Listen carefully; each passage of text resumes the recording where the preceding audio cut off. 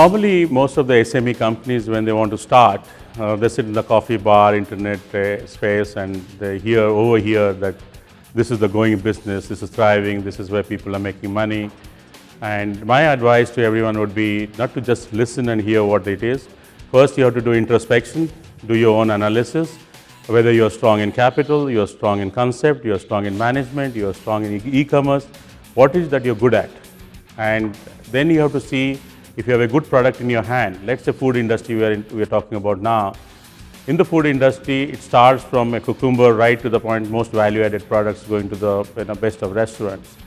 So for the person who is starting, he has to understand what is his core competency. Is it good in food processing? Is he good in social marketing? What is he good at? And accordingly, pick a product, match to the market, and scale through that, rather than just following XYZ made good returns, doing X, whatever ABC, and just replicating that. It's not going to work. So my advice is do your internal analysis, do the market analysis, try to see what's the overlap, and stick to that game plan. So we started in 2010, and just now I spoke to Paul. The USP of our company is give unique service to deserving customers. Now, it's a line which is we have thought through very carefully. We provide service to people which is basically different from others, and that we can do because we have our own logistical facility. We have our own distribution vans. We make sure that the service is top class and the product is top class. I also said the word called deserving customers, because in business, sometimes if you don't analyze what it takes to what is the cost of serving the customer, sometimes the customer may be giving a very high price, but it's so over demanding that to fulfill that demand part of it, it's costing you more than what you're getting. So that analysis has to be constantly done to find out what is the cost to serve the customer. And customers are paying on time or not, are they appreciating? You can give excellent service. If they don't appreciate it, it is meaningless. So our USP is unique service to deserving customers, and we want to follow that strictly. One trend that I noticed now, a lot of local companies, local funds are buying out SME companies, food companies. The banking sector was very bullish about real estate sector 2006 to 8, 9, and then they had the bubble bust, they pulled out. Then this focus on the food industry, they started over-lending to the food industry from 11 to 14, and they have burned their fingers now.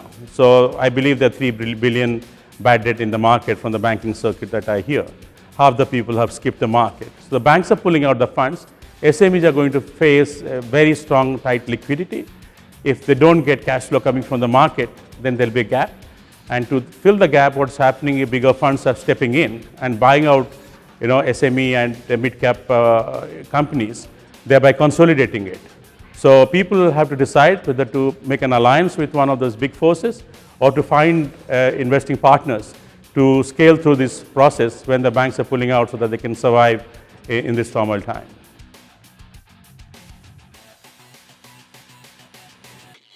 That is the question. We are very unique in this. There is a saying that if you are very lucky if you have intelligent competitors, and you are doomed if you have stupid competitors.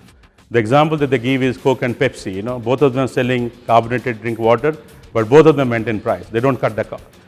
In the industry, if you start undercutting, either in terms of price or in terms of cash, long credit period, then you are getting into a trap which you can't come out with. And the 3 billion bad debt that happened precisely because people didn't understand the importance of both the factors, having a margin for the business and getting money on time.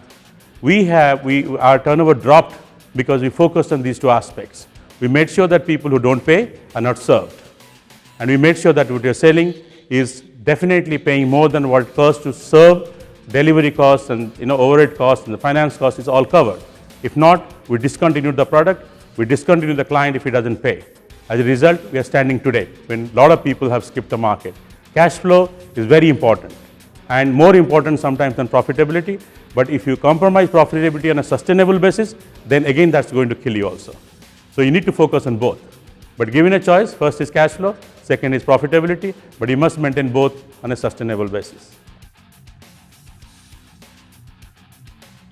We have one logistics operation in DIP, Dubai Investment Park. We're looking for another space in free zone because then we can have hub and spoke. People import and keep it here. But to distribute in the local market, you got to have a free area, which is DIP. And the other thing is in this market, Kizar, Jebel Ali, DIC, so many people come to you. But I can tell you my experience with Dubai South has been excellent. The people, officials here, they're like brothers. They don't know me, I don't have any wasta. I walk in as an investor, I sit in front of them.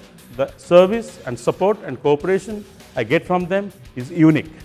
And I tell them on their face also that what I've got here is amazing. And that's how we could complete the project in record time. They've allocated me 2 more plots. And they say that, big companies are taking plots, not building anything for years. You come and take a plot and finish in 12 months' time and start operating. And they're quite happy about it. It's a wonderful place, administrative-wise, support-wise, it's second to none, I couldn't say.